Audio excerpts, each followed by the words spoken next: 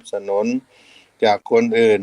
ได้ดีแล้วอย่าลืมคนที่ช่วยเหลืออย่าลืมบุญคุณคนอย่าคบคนกตัญญูนี่ก็เป็นเรื่องที่สอนให้รู้ว่าเป็นความกตัญญูเนาะศรัทธาญาติโยมทั้งหลายความกตัญญูความรู้บุญรู้คุณคนก็หมายถึงความเป็นผู้มีใจกระจ่างมีสติมีปัญญาบริบูรณ์รู้อุปการะคุณที่ผู้อื่นกระทำแก่ตนผู้ใดก็ตามที่ทำคุณแก่ตนแล้วบอกว่าจะนัก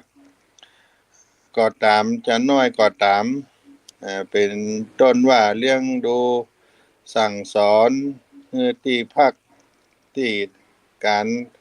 ที่งานได้ทำก็ย่อมระลึกถึงด้วยความซาบซึ้งอยู่เสมอบ่ลืมอุปการะคุณนั้นเลยอีกในแง่หนึ่งความกตัญญูก็หมายถึงความรู้บุญหรือรู้อุปการะของบุญที่ตนทำไว้แล้วรู้ว่าที่ตนเองพ้นจากภัยเนี่ยอันตรายทั้งหลายได้ดีมีสุขอยู่ในปัจจุบันก็เพราะบุญทั้งหลายที่เคยทำไว้ในอดีตส่งผลให้จึงบ่ลืมอุปการะของบุญนั้นเลยและสร้างสมบุญใหม่ให้ยิ่งขึ้นไปรวมความแห่งกตัญญูก็จึงหมายถึงการรู้จักบุญคุณอันยังก็ตามที่เป็นบุญหรือมีคุณต่อตนแล้วก็ตามและนึกถึงด้วยความซาบซึ้งบ่ลืมสิ่งนั้นคนมีกตัญญูถึงแม้จะในตามืดทั้งสองข้างแต่ใจเขาก็ยังใสกระจ่างยิ่งกว่าดวงจันทร์ดวงอาทิตย์รวมกันเสียอีกสิ่งที่ควรกตัญญูในคำสอนในทางพระพุทธศาสนาแบ่งไว้อยู่5ประการสิ่งที่ควรกตัญญูแบ่งไว้5ประการ1กตัญญูต่อบุคคลใครก็ตามที่เคยมีพระคุณต่อเฮาบอกว่าจะมากน้อยเพียงใดจะต้องกตัญญูรู้คุณท่านติดตามระลึกถึงเสมอด้วยความซาบซึ้งพยายามหาโอกาสตอบแทนคุณท่านให้ได้โดยเฉพาะเก้าเงาแห่งพระพุทธศาสนามีสมเด็จพระสัมมาสัมพุทธเจ้าภิกขุสังฆะครูบาอาจารย์เจ้าพ่อแม่อุปชฌาย์อาจารย์พระราชามหากษัตริย์หรือผู้ปกครองที่ทรงทศพิธราชธรรมจะต้องตามระลึกนึกถึงพระคุณของท่านจงนักปฏิบัติตัวเป็นลูกที่ดีของพ่อของแม่เป็นศิษย์ที่ดีของครูบาอาจารย์เป็นพลเมืองที่ดีของประเทศชาติเป็นพุทธมามกะเจ้าพุทธที่ดีสมชื่อสมเกียรติอันที่1กตัญญูต่อบุคคลอันที่2กตัญญูต่อสัตว์ที่มีคุณต่อเฮาจ้างม้างัวควายในอดีตเฮาเคยใช้การใช้งานใจหลักไม่ใจขนสินค้าไถนาบรรทุกสิ่งของอย่างต่างๆเหล่านี้เป็นต้นใจการใช้งานเปิ้นจะต้องให้ความเมตตาปราณีกรุณาบ่ได้ทำร้ายบุบตีจนได้เกิดรับความเจ็บปวดอย่าใช้งานนักจนเป็นการทรมานและก็เลี้ยงดูให้กินอย่าให้ได้อดได้อยากได้กินได้นอนได้พักผ่อนตามเวลาตัวอย่างในเรื่องกตัญญูต่อสัตว์นี้มีอยู่ในสมัยก่อนพุทธกาลวันหนึ่งที่พระเจ้าเมืองราชคฤห์ได้เสด็จประพาสอุทยานและได้บรรทมรับในอุทยานนั้นขณะนั้นก็มีงูเห่าตัวหนึ่งได้ เลื่อยไหลเข้ามากำลังจะชกกัดพระองค์เผอิญมีกระแตตัวหนึ่งหันเข้าแล้วก็ร้องขึ้นพระองค์ก็จึงสะดุ้งตื่นและก็ไล่งูนั่นหนีไปทันทรงระลึกถึงกุลของกระแตเป็นผู้ช่วยชีวิตของพระองค์ไว้จึงรับสั่งให้พระราชทานเหยื่อแก่กระแตในอุทยานนั้นทุกวันและก็ห้ามบ่ให้ไผทำร้ายอันตรายกระแตในอุทยานนั้นคนทั้งหลายก็จึงเรียกอุทยานนั้นว่าเวรุวันการันทกะนิวาปสถานแปลว่าป่าไผ่อันเป็นที่พระราชทานเงื่อเหยื่อแก่กระแตซึ่งต่อมาก็คือมหาอารามเวรุวันมหาวิหารซึ่งเป็นวัดแรกในพระพุทธศาสนาที่กรุงราชคฤห์แห่งนั้นกตัญญูต่อสัตว์อันนี้เป็นอันที่สองอันที่สามกตัญญูต่อสิ่งของสิ่งใดก็ตามที่มีคุณต่อเฮาหนังสือที่ได้ห้ำได้เรียนตั้งแต่กอไก่ขอไข่เหล่านี้เป็นต้นหนังสือที่เป็นกุลเป็นธรรมะก็ดีสวดมนต์ก็ดีหนังสือตำรับตำราอย่างต่างๆนี่เป็นสิ่งที่มีคุณเป็นสิ่งของสถาบันการศึกษาวัดวาอารามป่าไม้ต้นไม้วัสดุอุปกรณ์ที่ใช้ในการทำมาหากินเลี้ยงชีพของเราทุกอย่าง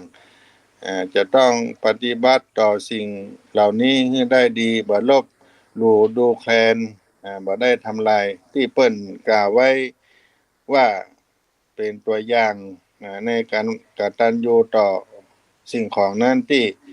พ่อค้าที่เปิ้นขายของได้ใช้ไม้การหาบของขายเมื่อเจ้าของเปิ้นได้ตั้งตนตั้งตัวได้ทรัพย์สินเงินทองร่ำรวยขึ้นเปิ้นก็บ่ตอดละตุมได้ยังนึกถึงคุณของไม้การที่ได้หาบได้กล้าได้ขายเป็นกู้ชีวิตเลี้ยงชีพได้มีฐานะตัวตนขึ้นมาเอาไม้การนั้นไปลูกคำเลี่ยมคำเก็บไว้เป็นที่ระลึกอย่างนี้ก็มีเพื่อได้นึกถึงบุญคุณที่ได้ช่วยได้สร้างชีวิตนี้ขึ้นแล้วก็มีที่ในเตมีญาติจาดกว่าอย่าว่าถึงคนที่เฮาได้เปิ่งอาศัยกันเลยแม้แต่ต้นไม้ที่ได้อาศัยห่มเงาก็หาควรจะหักกิ่งรีดก้านหานใบของมันผู้ใดพำนักได้พักอาศัยได้นั่งได้นอนห่มเงาต้นไม้อันใดแล้วยังมีใจขืนไปหักกิ่งลัดดิดก้านหันใบเด็ดยอดคุดลากถากเปลือกผู้นั้นก็ชื่อว่าได้ทำร้ายมิตรเป็นคนชั่วช้าเร็วซามจะมีแต่ความบ่เป็นมงคลไปในภายภาคหน้าอันที่สี่กตัญญูต่อบุญก็คือรู้ว่าคนเฮาเกิดมามีอายุยืนยาวร่างกายแข็งแรงผิวพรรณวรรณะดีสติปัญญาเฉลียวฉลาดมีความสุขความเจริญมีความก้าวหน้ามีทรัพย์สมบัติมากก็เนื่องมาจากผลบุญจะไปสวรรค์หรือกระทั่งบุญนำไปถึงนิพพานก็ได้บุญนั้นที่ได้กล่าวไว้ว่าทุกอย่างสำเร็จด้วยบุญทั้งบุญเก่าที่ได้สั่งสมสะสมมาดีแล้วและก็บุญใหม่ที่เปลี่ยนสร้างทำขึ้นประกอบกันจึงมีความรู้ของบุญมีความอ่อนน้อมในตัวบ่ดูถูกบุญตามระลึกถึงบุญเก่าฮือจื่นฮือบานจิตใจจุ่มบานและบ่ประมาทในการสร้างบุญใหม่ฮือมียิ่งพระวีคูณขึ้นไปอันสุดท้ายอันที่ห้าความกตัญญู ต่อตัวเก่ากตัญญูต่อตนเองว่าร่างกายของเขานี่เป็นอุปกรณ์สำคัญที่เราจะได้อาศัยใช้ในการทำความดีใช้ในการสร้างบุญกุศลนานับประการเพื่อความสุขความเจริญก้าวหน้าแก่ตนเองต่อไปก็จึงควรจะทนุถนอมดูแลร่างกายรักษาสุขภาพให้ดีมาทำลายด้วยการเสพสิ่งเสพติดได้แอวได้กินยามดึกยามดื่นกลางคืนได้เป็นแหล่งอบายมุขปนำร่างกายนี้ไปประกอบความชั่วไปเบียดเบียนสัตว์ลักทรัพย์ประพฤติผิดในศีลห้าเป็นการทำลายตนเองก็เป็นสิ่งที่แบ่งความกตัญญูไว้ในพระพุทธศาสนาอยู่5ประการกตัญญูต่อบุคคลกตัญญูต่อสัตว์กตัญญูต่อสิ่งของกตัญญูต่อบุญกตัญญูต่อตนเองนี่ก็เป็นคำสอนในพระพุทธศาสนาความกตัญญูจำเป็นอย่างใดในการสร้างความดีความกตัญญูมีความจำเป็นอย่างใดในการสร้างความดีการที่คนเฮาจะมีความคิดใฝ่ดีตั้งใจในการทำความดีสร้างสมคุณธรรมเมื่อเกิดขึ้นในตัวเป็นสิ่งที่เกิดขึ้นได้ยากแต่สิ่งที่ยากยิ่งกว่านั้นก็คือทำอย่างใดจึงจะรักษาความตั้งใจที่ดีนั้นไว้โดยบ่ท้อถอยบ่เลิกกังคันเพราะในการทำความดีย่อมมีอุปสรรคมีปัญหาขัดขวางมากมายในจะปัญหาภายนอกจากคนรอบข้างจากสิ่งแวดล้อมไหนจะปัญหาภายในจากกิเลสลุมล้อมประดังกันเข้ามาเฮาจะเอาตัวรอดยืนยัดสู้ปัญหาทั้งหลายที่เข้ามาผจญได้โดยบ่ท้อถอยก็จะต้องมีสิ่งที่ยึดเหนี่ยวในใจไว้ยึดเหนี่ยวในใจไว้นั่นก็คือความกตัญญูไปห้ำไปเรียนหนังสือโรงเรียนวิทยาลัยมหาวิทยาลัยแม้จะยากแสนยากท้อถอยจะเลิกเสียก็หลายครั้งเพื่อนฝูงบางคนก็ชวนไปแอวไปกินเล่นสนุกสนานนอกลู่นอกทางสนุก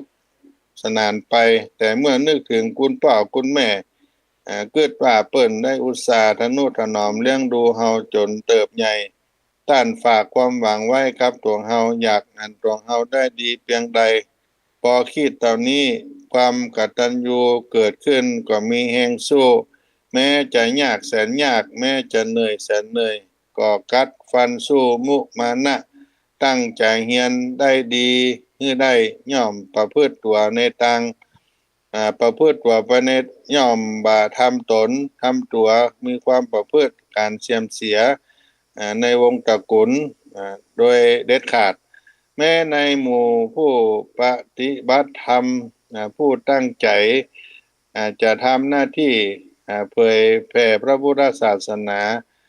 แน่นอนว่าในการทำงานนั้นก็จะต้องมีการกระทบกระทั่งกันคนเฮาหลายคนก็หลายความหันต่างคนก็ต่างตั้งใจดีกันทั้งสิ้นแต่ความคิดความอ่านความสามารถอาจบ่เท่ากัน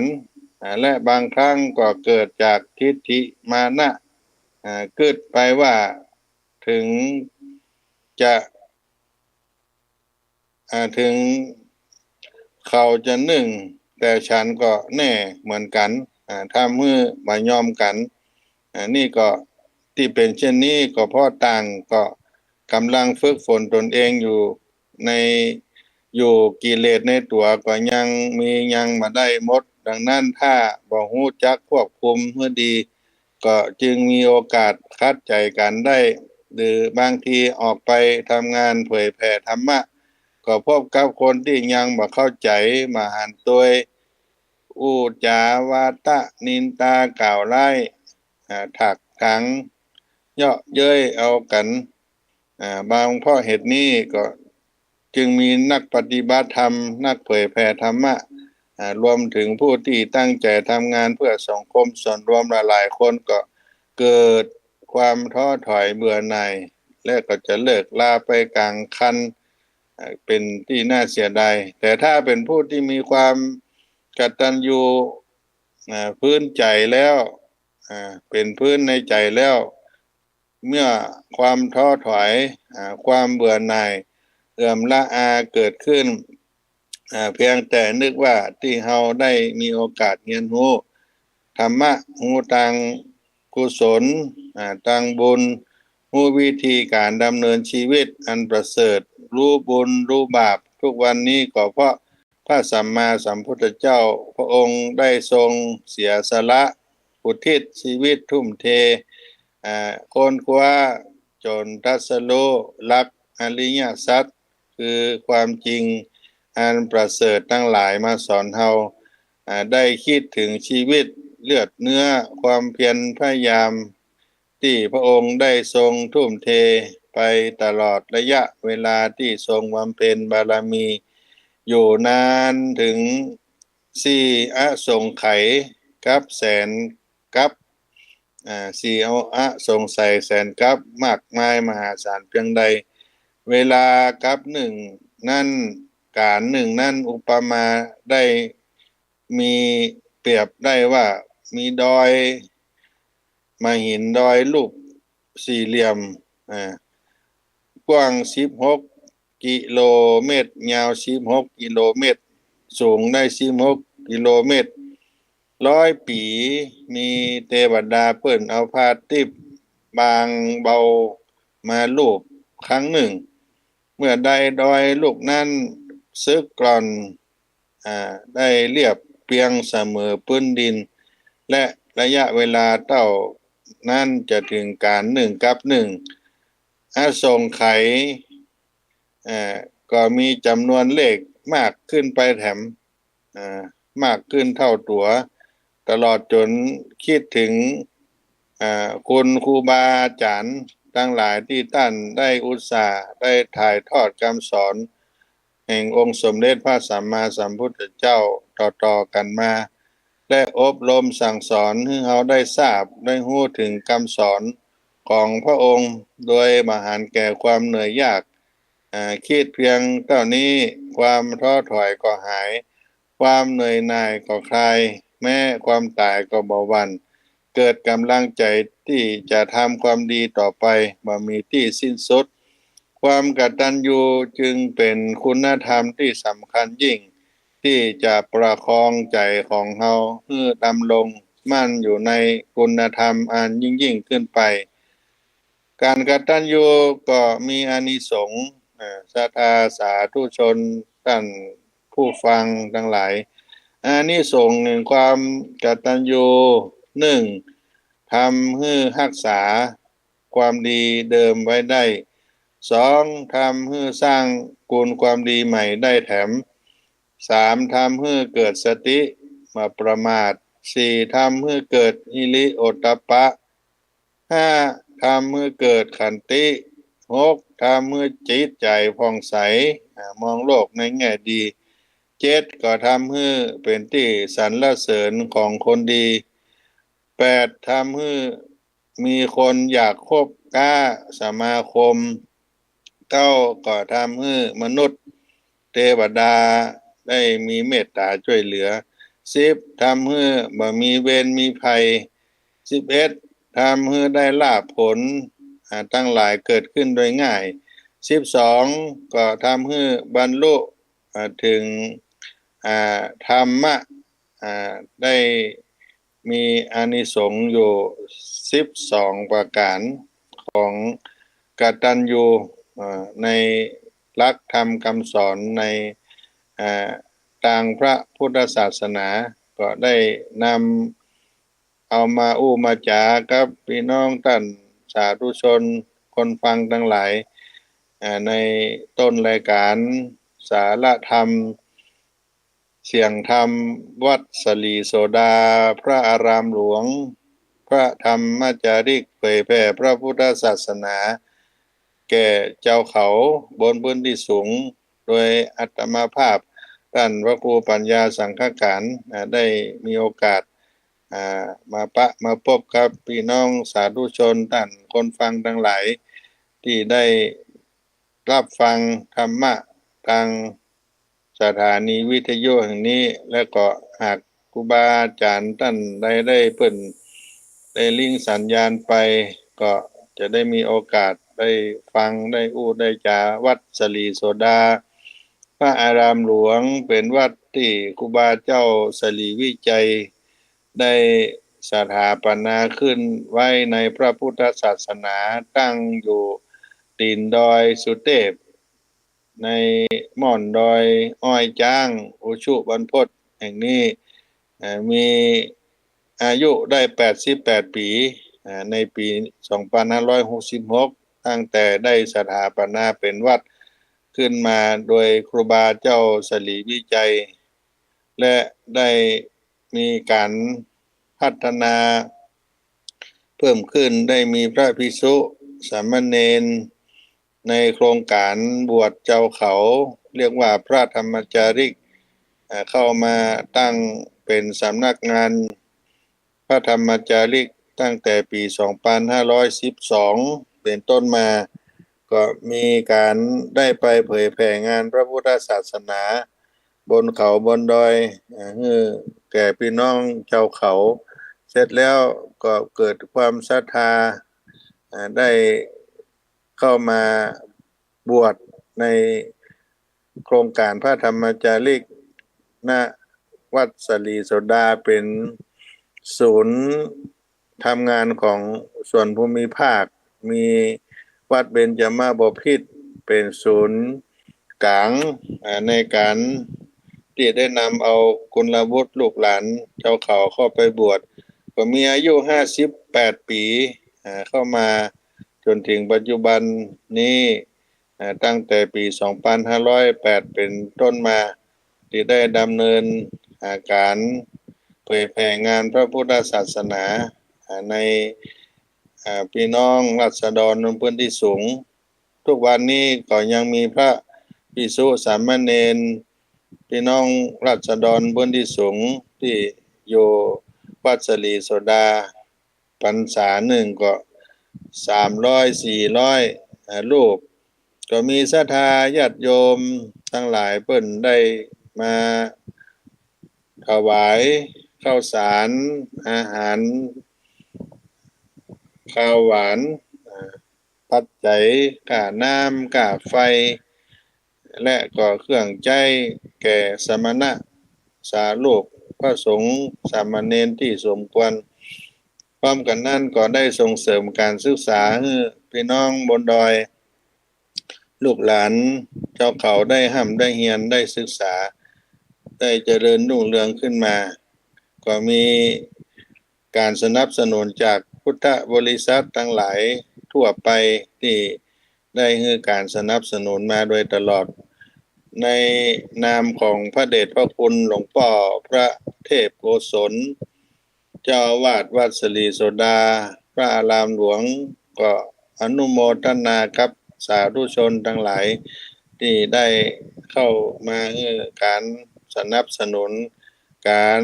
เผยแผ่งานพระพุทธศาสนาการศึกษาของพระภิกษุ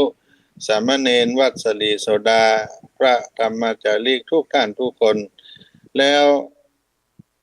บากี่วันตั้งหน้านี้ระหว่างวันที่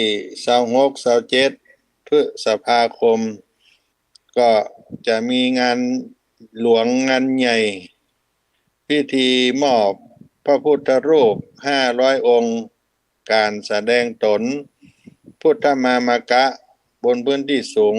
500ครอบครัวในราษฎรบนพื้นที่สูงจังหวัดแม่ฮ่องสอนจะได้จัดงานที่สำนักงานพระธรรมจาริกจังหวัดแม่ฮ่องสอนณวัดแม่ลาน้อยตำบลแม่ลาน้อยอำเภอแม่ลาน้อยจังหวัดแม่ฮ่องสอน26 ถึง27เดือนพฤษภาคมพุทธศักราช2566ได้รับการเมตตาอุปถัมภ์สร้างพระพุทธรูปและปัจจัยในการจัดงานบางส่วนก็มีสำนักงานประธานคณะพระธรรมจาริกวัดเบญจมาบพิตรดุสิตวนารามกรุงเทพมหานครกรมพัฒนาสังคมและสวัสดิการกระทรวงการพัฒนาสังคมและความมั่นคงของมนุษย์และในการนี้ได้มีเมตตาธรรมพระเดชพระคุณพระธรรมวชิราธิบดีประธานคณะพระธรรมจาริกเจ้าอาวาสวัดเบญจมาบพิตรในเมตตาธรรมได้เป็นประธานในพิธีการมอบพระพุทธรูปในครั้งนี้โดยก็จะได้จัดงานช่วง2 วันวันศุกร์ที่26พฤษภาคมพุทธศักราช2566เวลา 19:30 นาทีพิธีสมโภชพระพุทธรูปรุ่นพระธรรมวชิราธิบดี2565รุ่น1จำนวน500องค์ณมณฑลพิธีวัดแม่ลาน้อยตำบลแม่ลาน้อยอำเภอแม่ลาน้อยจังหวัดแม่ฮ่องสอนก็เป็นการพิธีมงคลในการสมโภชในพิธีภาคค่ำของวันที่26พฤษภาคมเพื่อจะได้เป็นมังคลามงคลให้กับผู้ที่มารับพระพุทธรูปในการแสดงตนพุทธมามกะในวันที่27วันต่อไปและวันที่27นั้นก็จะมีการมอบพระพุทธรูปมอบพระพุทธรูปอันที่ได้สมโภชแล้วเพื่อแก่พี่น้องราษฎรบนพื้นที่สูงจำนวน500ครอบครัวช่วงเจ้าเปิ้นก็จะเดินทางมาจากหมู่บ้านเจ้าเขาต่างๆทั่วจังหวัดแม่ฮ่องสอนโดยจำนวน500ครอบครัวหรืออาจจะเกินกว่านั้นเกินกว่า500ครอบครัวที่จะได้มาพร้อมกันณวัดแม่ลาน้อยที่เป็นที่ตั้ง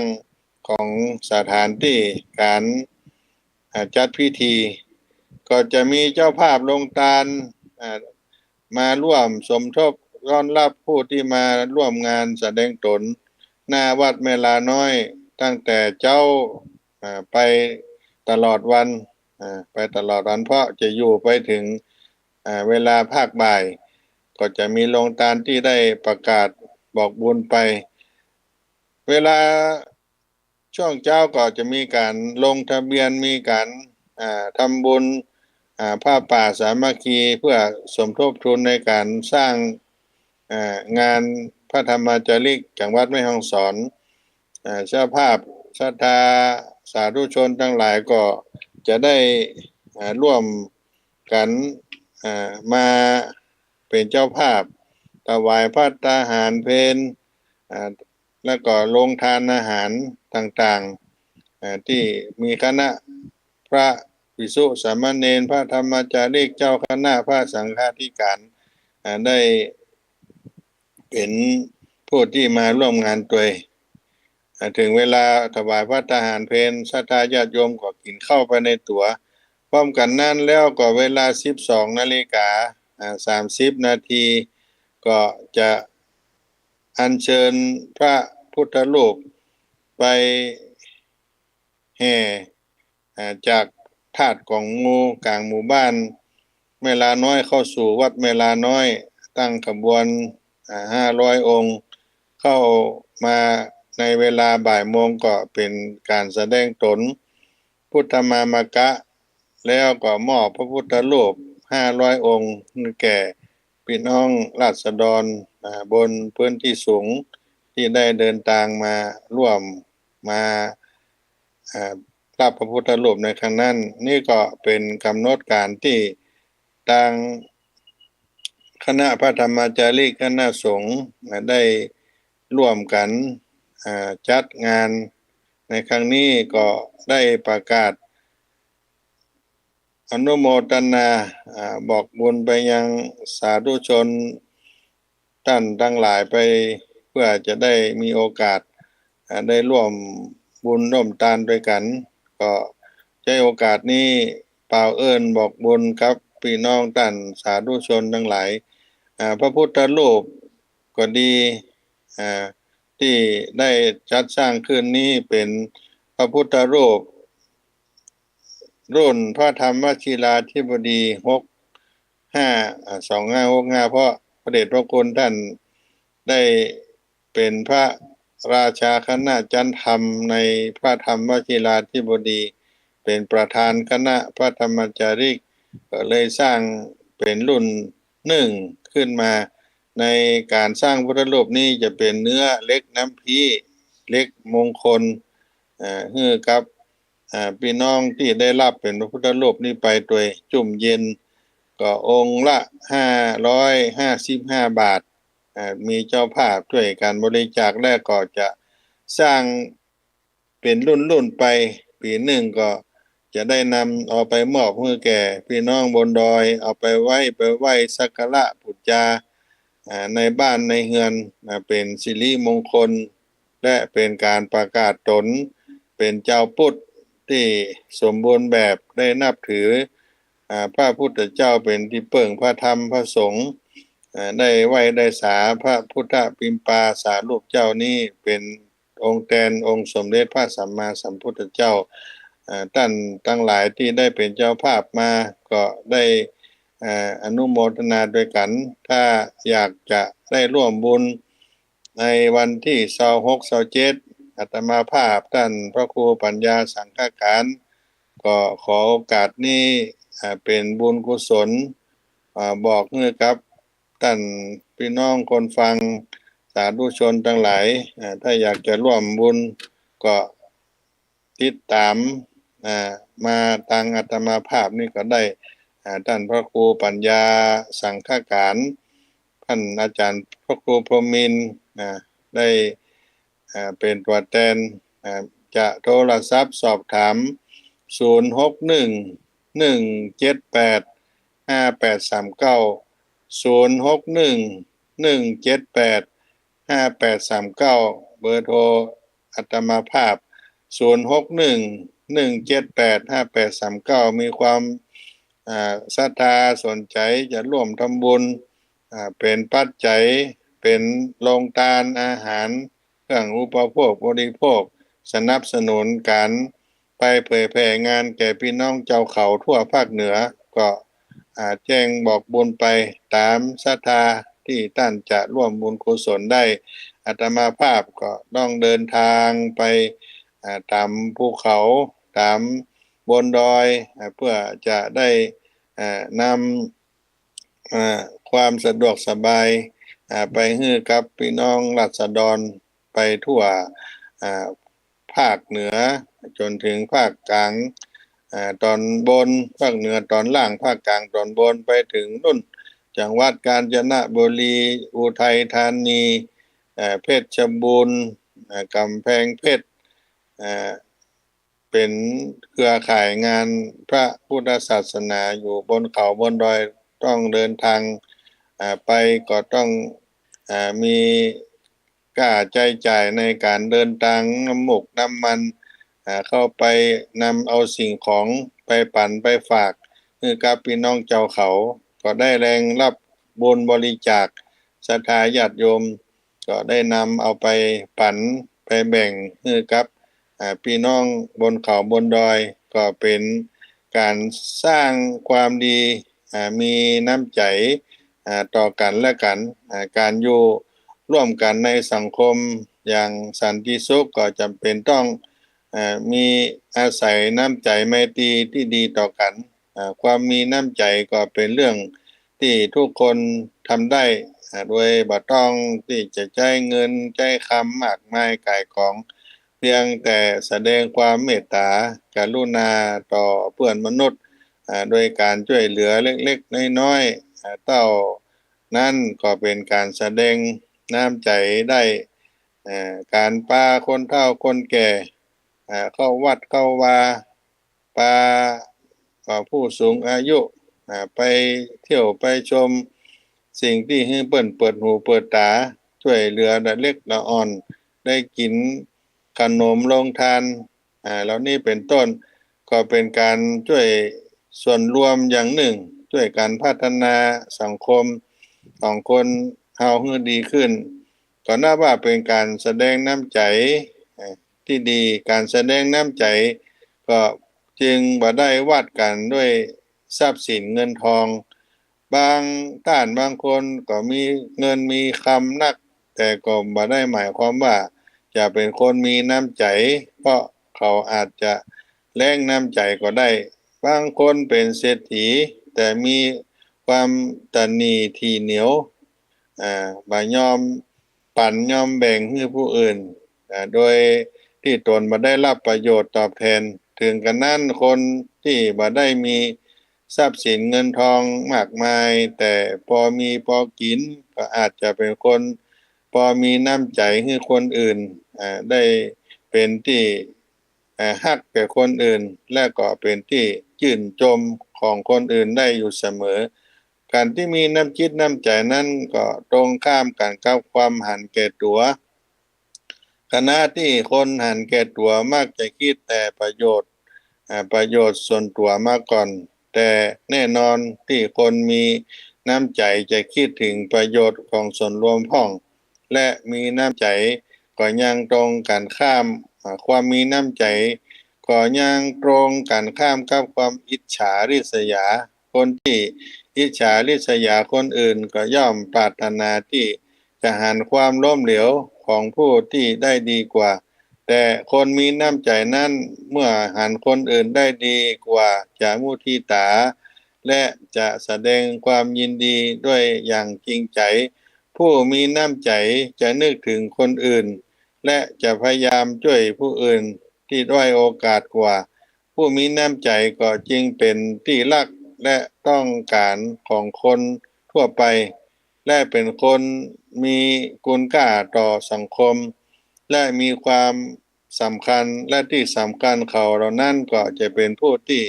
ประสบความสำเร็จในการดำเนินชีวิตอย่างแน่นอนก็อย่างที่กล่าวไว้ความมีน้ำใจบ่สามารถเกิดขึ้นในสังคมได้เลยหากบ่มีผู้ใดแสดงหรือกระทำมันขึ้นมาซึ่งถ้าหากเราอยากที่จะเป็นบุคคลนั้นบุคคลที่จะสร้างความมีน้ำใจแก่สังคมบุคคลที่ปรารถนาอยากจะให้สังคมของตนเองและคนอื่นมีความสุขนั้นก็บ่จะมีความสุขนั้นทำได้บ่ยากนักมันอยู่ที่ความคิดความรู้สึกและก็หัวใจของเฮาเองต้องอันที่จะสร้างให้ตัวเองลงมือทำและอาจฝึกฝนตนเองเพื่อเป็นคนมีน้ำใจก็มีการปฏิบัติที่ฝึกได้คือ1เอาใจเปิ้นมาใส่ใจตัวเอาใจเขามาใส่ใจเฮาและก็ได้มีความคิดที่คิดถึงหัวจิตหัวใจของคนอื่นและแสดงต่อผู้อื่นเหมือนที่เฮาต้องการให้คนอื่นได้แสดงต่อเฮาทำดีต่อคนอื่นด้วยบ่หวังผลตอบแทนเพราะว่าความดีนั่นจะเป็นเพียงเล็กน้อยหรือที่ยิ่งใหญ่ก็ตามแม้ผู้อื่นมาได้รับรู้กันทุกคนแต่หัวใจของเฮาก็รับรู้เสมอ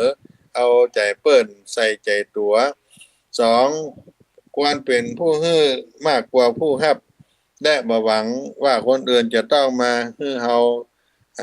เสมออันที่3ก็ควรแสดงน้ำใจกับคนรอบข้างมีโอกาสช่วยเหลือก็ช่วยกันไปเล็กๆน้อยๆก็เป็นสิ่งที่สนองน้ำจิตน้ำใจแสดงความมีน้ำใจต่อกัน อันที่สี่ก็ควรเสียสละกำลังทรัพย์สติปัญญากำลังกายเวลา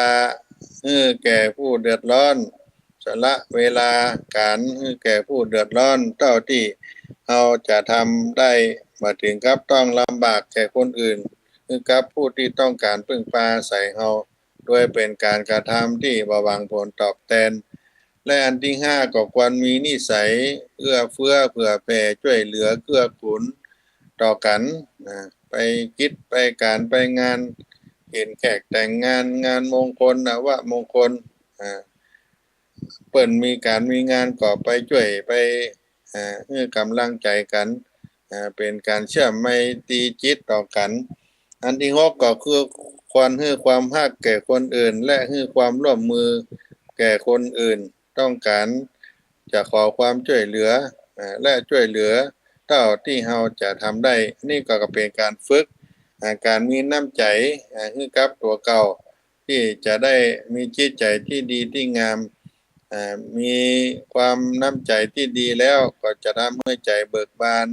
อยู่พานวันนะใบหน้าเขาก็จะอิ่มบุญได้มิตรแก้วสหายคำคบค้าสมาคมไปดังใดเพื่อนก็ยินดีเป็นเพื่อนที่ดีต่อเพื่อนมนุษย์ใจชีวิตของเราก็เกิดความสุขเพราะสังคมก็จะมีน้ำจิตน้ำใจเกิดความสันติสุขต่อกันมีน้ำจิตน้ำใจ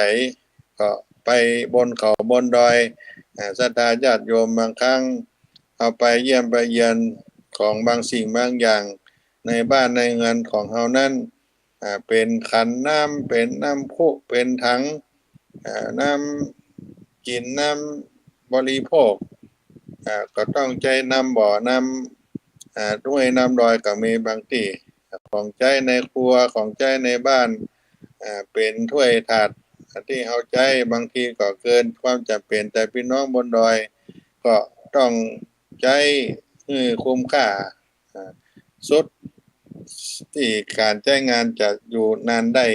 ก็ได้แรงศรัทธาจากญาติโยมทั้งหลายที่ได้มาทำบุญเนื้อทานถวายเป็นปัจจัยถวายเป็นสิ่งของนำขึ้นไปกับพี่น้องบนเขาบนดอยเหล่านี้เป็นต้นก็มาถึงใต้รายการก็ฝากบุญในการจัดงานใหญ่พิธีแสดงตนพุทธมามกะราษฎรพื้นที่สูงจำนวน500ครอบครัวในจังหวัดแม่ฮ่องสอนสำนักงานพระธรรมจาริกจังหวัดแม่ฮ่องสอนวัดแม่ลาน้อยตำบลแม่ลาน้อยอำเภอแม่ลาน้อยจังหวัดแม่ฮ่องสอนระหว่างวันที่26ถึง27พฤษภาคมพุทธศักราช2566จะร่วมทำบุญในการจัดงานถวายปัจจัยถวายโลงทานของมอบของปันเครื่องใจไม้สอยก็ติดต่ออาตมาภาพท่านพระครูปัญญาสังฆการ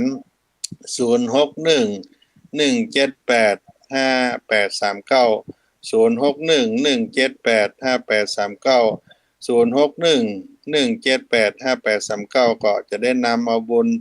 อันเป็นมหาทานนี้ขึ้นไปบนเขาบนดอยกับพี่น้องราษฎรพื้นที่สูงสืบไปวันนี้ศาลาธรรมยามเย็นเสียงธรรมวัดสลีโสดาพระธรรมจาริก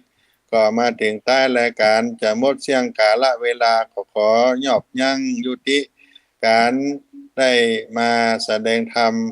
พบป้าพี่น้องท่านผู้ฟังไว้เต้าอี้ก่อนขอให้ท่านคนฟังทั้งหลายจงเป็นสุขบ้านหวานใจปรารถนาใดขอให้สมคำมุ่งมั่นปรารถนาทุกท่านทุกคนจัตตาโลธรรมาวัฏันติอายุวันโนสุขังพลัง